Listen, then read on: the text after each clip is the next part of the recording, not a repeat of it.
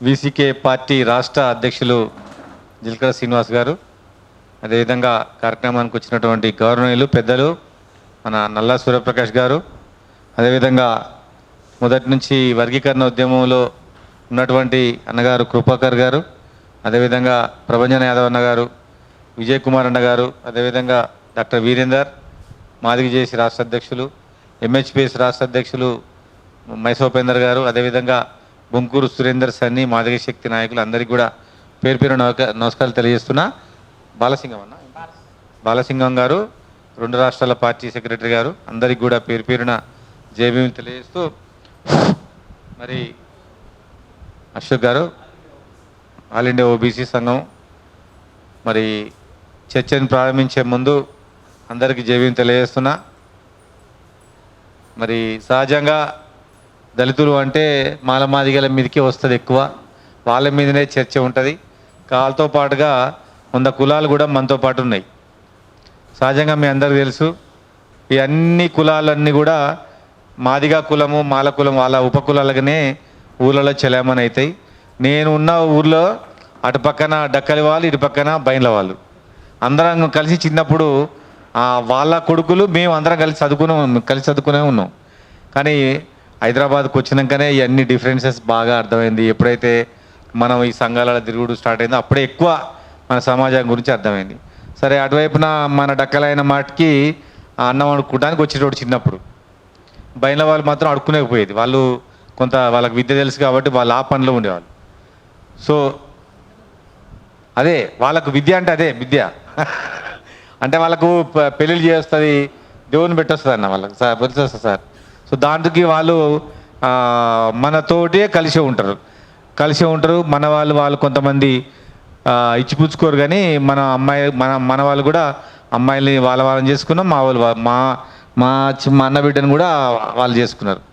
సరే, అన్ని సంబంధాలు ఉంటాయి. ఎందుకంటే మరి మాదిగకు డక్కలకి తేడే లేదు సార్. మన మాదిగ డక్కలి అంటే మన కులమే, అది సింధు మన కులమే. మళ్ళీ విచిత్రం ఏంటంటే అవతల పదాల మాస్టర్లు కూడా మా దగ్గర ఉన్నాడు. వీళ్ళందరితో కలిసి ఉన్నాం. సరే, ఇప్పుడు వర్గీకరణ సుప్రీంకోర్టు ఇచ్చిన నేపథ్యంలో మీ భయాందోళన ఏం లేవు. ఎందుకంటే ఇప్పటి వరకు ఉద్యోగాలు ఇచ్చిన డక్కలు లేరు, బైన్లో లేరు. కాబట్టి నేను ముందు నుంచి చెప్పేది ఏంటంటే నా ఆర్గ్యుమెంటు, వాళ్ళని ఎవరిని కూడా మాల మాదిగలతో ఉంచొద్దు. వాళ్ళకి సపరేట్ రిజర్వేషన్ వాళ్ళ జనాభా దామాషం ప్రకారం వాళ్ళకి కేటాయించాలి. వాళ్ళని ఎస్సీఏలో ఉంచుతారా, ఎస్సీడీలో ఉంచుతారా, ఉంచి వాళ్ళని సపరేట్గా అంటే వాళ్ళ జనాభా లెక్కల ప్రకారం వాళ్ళకి ఎంత వస్తుందో అంత ఇస్తే తప్పించి, కానీ వాళ్ళు రాజకీయ విద్యా ఉద్యోగ రంగాలలో పైకి రారు. విచిత్రం ఏంటంటే మీరేమో మొత్తం మాదిగోళ్ళదే తింటారా మాలోళ్ళే తింటారా అంటూ ఉన్నారు. కానీ గత 15 సంవత్సరాలుగా ఈ తెలంగాణ రాష్ట్రంలో మాదిగా కానీ మాల కానీ ఉప ముఖ్యమంత్రులు లేరు, ఉపకులాలే ఉన్నారు. బంగారు తెలంగాణలో దూసుకుపోతున్న ఉపకులాలు, బంగారు తెలంగాణలో ఉపకులాలు దూసుకుపోతున్నాయి. ఎట్లా చెప్పనా, ఇప్పుడు ఉన్నటువంటి తెలంగాణ రాష్ట్రంలో సార్ 19 సీట్లలో 9 సీట్లు ఉపకులాలే ఉన్నాయి. 19 సీట్లలో 9 మంది ఉపకులాలు ఉన్నారు. మాలలు 2 ఉన్నారు నాకు తెలిసి, 2 3 ఉన్నారు మాలలు. మాదిగలు 5 ఉన్నారు. మిగతా అంతా మాదిగ కాని వాళ్ళు. చూడండి రాజకీయంగా ఎంత డెవలప్ అయింది తెలుసా ఉపకులాలు. రాజకీయంగా అది ఒక రకంగా మరి మాదిగలను చూసి భయపడిస్తుండ్రా, ఆ ప్రాంతంలో ఆ కులాల వాళ్ళు రాజకీయంగా స్ట్రాంగ్ ఉన్నారా. ఉదాహరణ కడియం శ్రీ ఉన్నానుకో, అక్కడ ఆయన స్ట్రాంగ్, దామోదర నరసింహుడు ఆయన అక్కడ స్ట్రాంగ్.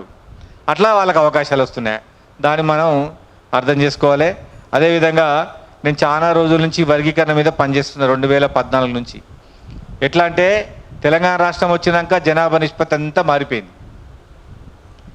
అప్పుడు ఉమ్మడి రాష్ట్రంలో పెట్టిన డిమాండు ఇప్పుడు తెలంగాణ పరిస్థితులకు సరిపోతుంది.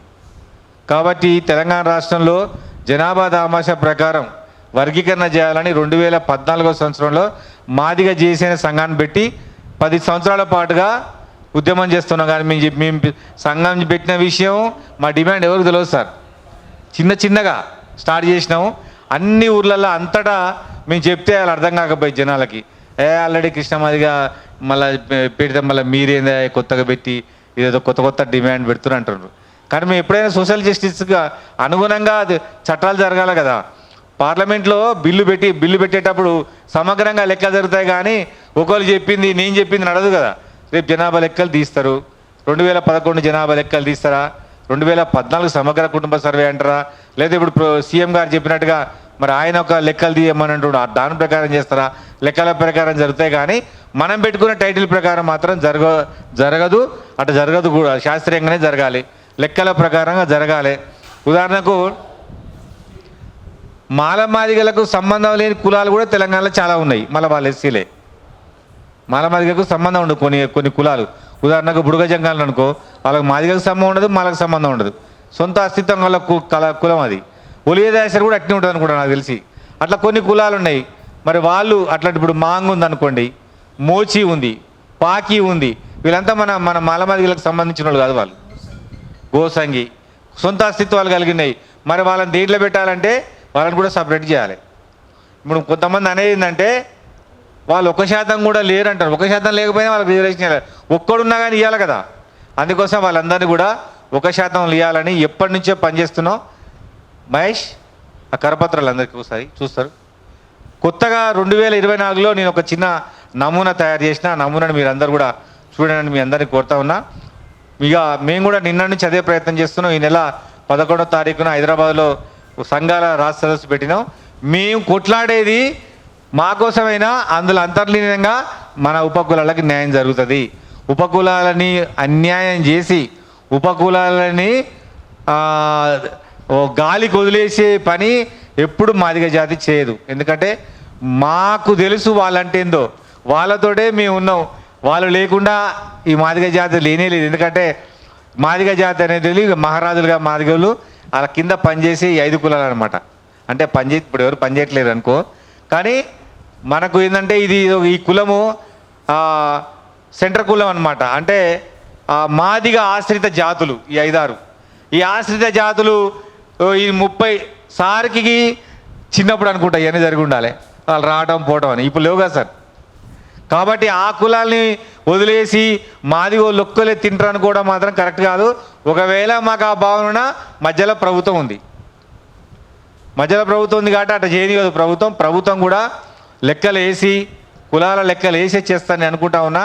అదేవిధంగా దానిలో భాగంగానే గతంలో కూడా ఎస్సీఏలోనే చాలా కులాలు ఉన్నాయి.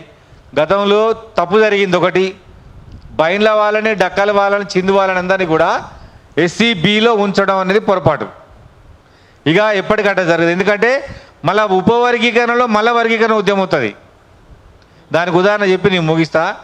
మా పక్కన అవతల ఇల్లు బంగారి అని ఒక చదువుకున్నవాడు నాతో, డక్కల కులం ఒకటే కుటుంబం ఉండే.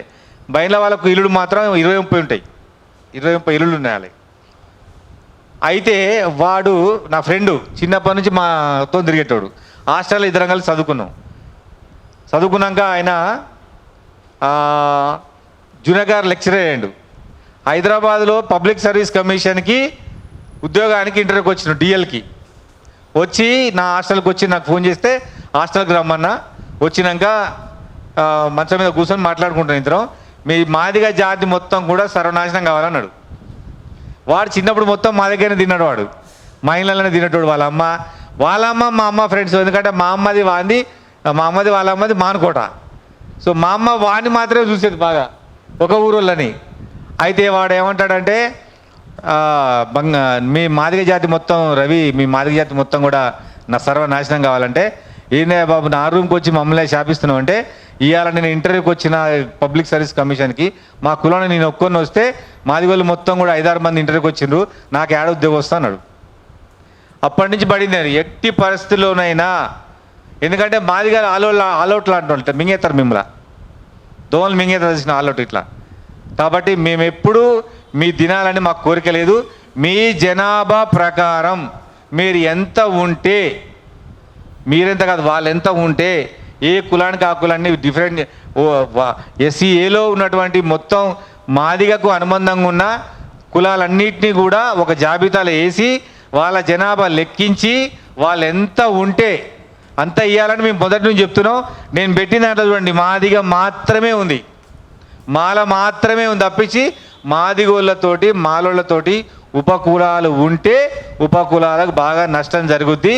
దీన్ని నేను ఆల్రెడీ మన ప్రభుత్వ సలహాదారుతో మాట్లాడినాం. ఏలో మాదిగ ఉపకులాలు, బిలో మాదిగ కులం మాత్రమే, సిలో మాల కులము, డిలో మాల ఉపకులాలు ఇట్లా ఉంటే తప్పించి కానీ మీకు నష్టం జరిగేది మళ్ళీ 10 ఏళ్ళకు మళ్ళీ మాదిగల మీద ఉద్యమం చేసే ఉద్యమాన్ని మళ్ళీ జరగనీయకుండా మీ దగ్గర కూడా ఏమైనా ఉంటే చెప్పండి, అందరం కలిసిపోయి మాట్లాడదామని. మీరు ఏం చేసిరంటే మేమేదో ఇప్పుడు తీసుకునేటోళ్ళలాగా మళ్ళీ మీరేదో దీన్ని అడిగేటోళ్ళలాగా ఉంది. ఇట్లా కాదు, ఇది అందరి ఉద్యమము, అందరు రావాలి, అందరు మాట్లాడాలి, అందరు చేయాలి. కాబట్టి మరి ప్రియమైన సోదరులారా, మా డిమాండ్ కూడా ఏంటంటే 2014 తర్వాత తెలంగాణ రాష్ట్రంలో మాదిగ నిష్పత్తి పెరిగింది. 1994లో ఉమ్మడి రాష్ట్రంలో పెట్టిన డిమాండు అప్పటికి ఇప్పటికి 30 ఏళ్ళు. 30 ఏళ్ళ తర్వాత మన జనాభా అంతే ఉండదు, చాలా జనాభా పెరుగుద్ది. 94లో పెట్టినటువంటి ఈ టైటిల్ 2004 సంవత్సరానికి అమలు జరిగింది కదా. మరి 30 ఏళ్ళ తర్వాత ఇప్పుడు ఉన్నటువంటి ఈ రెల్లి జనాభా అయినా మరి బైన్ల జనాభా అయినా నాకు తెలిసి డబల్ కావాలి మనకు. ఎందుకంటే బేసికల్గా కుటుంబ నియంత్రణ లేని కులాలు ఇవన్నీ కూడా. కాబట్టి డబల్ ట్రిబల్ అయి ఉంటాయి. లెక్కబెట్టి వాళ్ళందరికీ కూడా వాళ్ళ జనాభా ప్రకారం వాళ్ళు అడిగిన మేరకు కూడా అట్లనే అవకాశం కల్పిస్తారని నేను కూడా ముఖ్యమంత్రి గారితో మాట్లాడి ఇదంతా గురించి చర్చించేది ఉంది. అమెరికా రాగానే నేను కూడా పోయి సపరేట్ టైం తీసుకొని మాట్లాడాలని అనుకుంటున్నాం. మరి అట్లా జరిగి మీ అందరికీ మనందరికీ న్యాయం జరిగే విధంగా మనందరం కూడా ఈ ఉద్యమంలో భాగస్వామ్యం అవుదామని తెలియజేస్తూ అవకాశం ఇచ్చినటువంటి సీరన్న గారికి ప్రత్యేకంగా జైబీం తెలియజేస్తూ, మరి సౌత్ ఇండియాలో ఉన్న మన పార్టీ వీసీకే పార్టీ, మన పార్టీ నార్త్ ఇండియాలో అది, సౌత్ ఇండియాలో ఇది. కాబట్టి ఈ అవకాశం ఇచ్చిన మీ అందరికీ కూడా పేరు పేరున్న ధన్యవాదాలు తెలుస్తూ ముగిస్తా ఉన్నా.